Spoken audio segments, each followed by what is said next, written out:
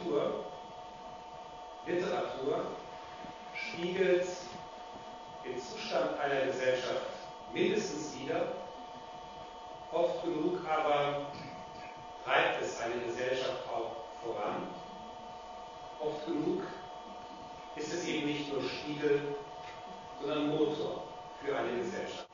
Meine Damen und Herren, wir wünschen denen, die im Augenblick für Freiheit, für Frieden, auch für bessere persönliche Lebenschancen eintreten, viel Glück.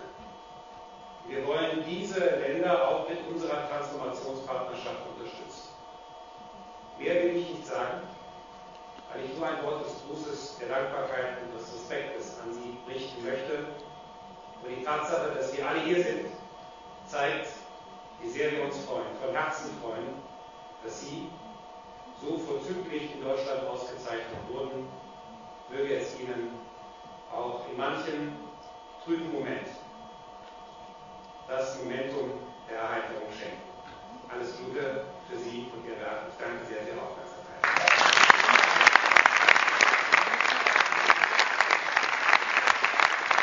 Vielen Dank, Herr Boualem Sansal, dass Sie bereit sind, mit uns kurz für Radio Tamort und Tamort Info zu sprechen.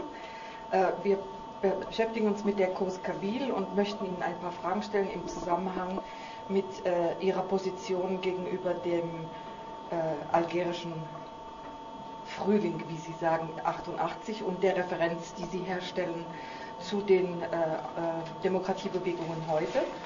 Und da beziehe ich mich auf, was Sie gesagt haben, dass Sie meinen, dass eine Analogie besteht zwischen der Situation 88 in Algerien wegen der Unorganisiertheit der Demokratiebewegung gegenüber der organisierten Form der Islamisten, die dieses Vakuum genutzt haben, um sich dann eben durchzusetzen. Vous parlez de manière très ouverte des difficultés de rassembler les différents intérêts des mouvements de démocratie dans l'Algérie d'aujourd'hui. Et vous citez à diverses reprises pas à diverses reprises dans un sens, l'expérience de 1988 où les islamistes organisés, le mouvement non organisé utilise le vide qui existe actuellement, ou qui existait à ce moment-là, pour se mettre au devant, voilà, c'est ça, pardon. Vous faites des rapprochements avec maintenant et vous craignez que la Tunisie et l'Égypte qui se réveillent, pour la Tunisie et l'Égypte qui se réveillent, et vous craignez des développements du même type pour la démocratie récente, pour le mouvement de démocratie récente de toute l'Afrique du Nord. Maintenant, la question, c'est quelles sont les chances, selon vous, pour votre pays, pour le pays d'où vous venez, de pouvoir se changer, de pouvoir modifier sans répéter ces erreurs d'autrefois? C'est une question très difficile. La société algérienne, comme les sociétés tunisiennes, égyptiennes, et syriennes, d'une manière générale dans le monde arabe et en Afrique, sont des sociétés très fragiles. Très fragiles parce qu'elles n'ont pas l'expérience de la modernité, elles n'ont pas fait leur plan culturel normal à cause, entre autres, de la colonisation. Le processus historique a été interrompu par la colonisation et donc nos sociétés rencontrent la modernité et ne savent pas comment réagir Alors, comme dans toute la société fragile, quand on ne comprend pas, on se raccroche à la tradition et on s'accroche à la religion ou on s'accroche au dictateur. Parce que le dictateur garantit une certaine stabilité.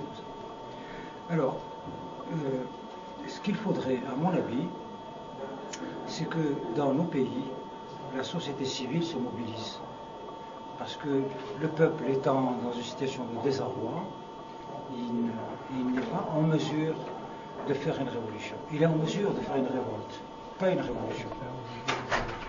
Et c'est à la société civile de l'aider à faire son évolution. Et pour que la révolte se transforme en révolution. Une révolution avec un programme, avec une vision. Voilà.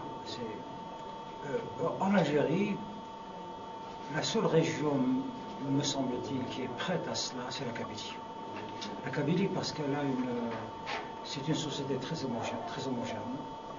Elle a une grande expérience de la modernité, parce que c'est une société qui émigre, qui a beaucoup émigré, qui a voyagé, qui a été confrontée au monde extérieur. Et puis, parce que son histoire, c'est une région qui a toujours lutté contre toutes les invasions arabes, l'invasion française, etc.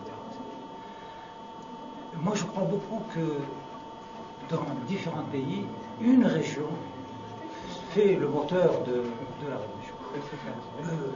En Algérie, ça a failli se produire déjà. En 80, la révolution en Kabylie a été un moment formidable qui a provoqué un peu plus tard les émeutes de 88 qui ont permis de grandes avancées démocratiques. Et puis il y a aussi la grande révolution kabyle de 2004, il y a toute cette période où la Kabylie a beaucoup bougé.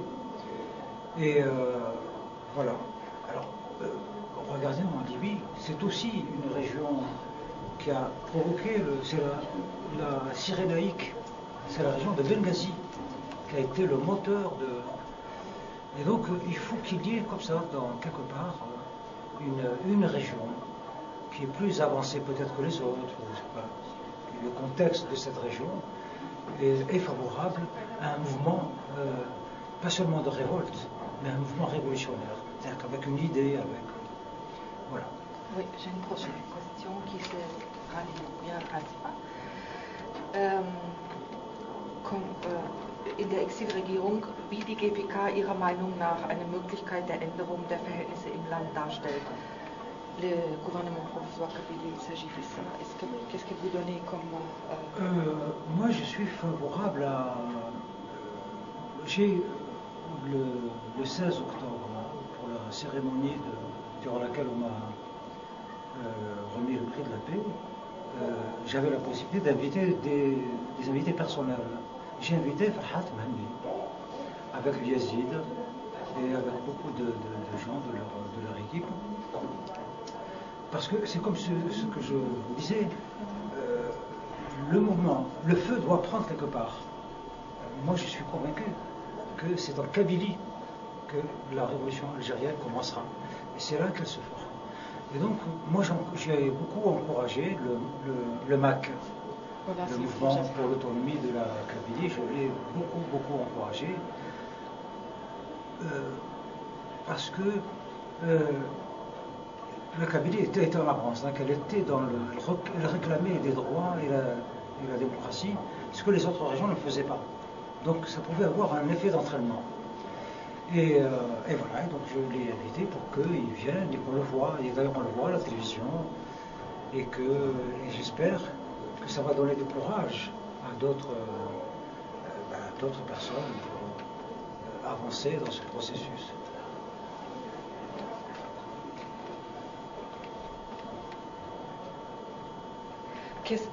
Wie kann es oder soll es Ihrer Meinung nach zu einer Vereinheitlichung dieser diversen Interessen einer Demokratiebewegung geben?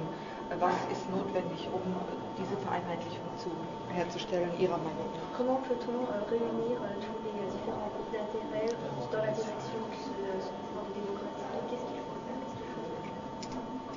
On ne sait pas, le mouvement révolutionnaire, c'est un mouvement révolutionnaire, donc il n'obéit pas à des logiques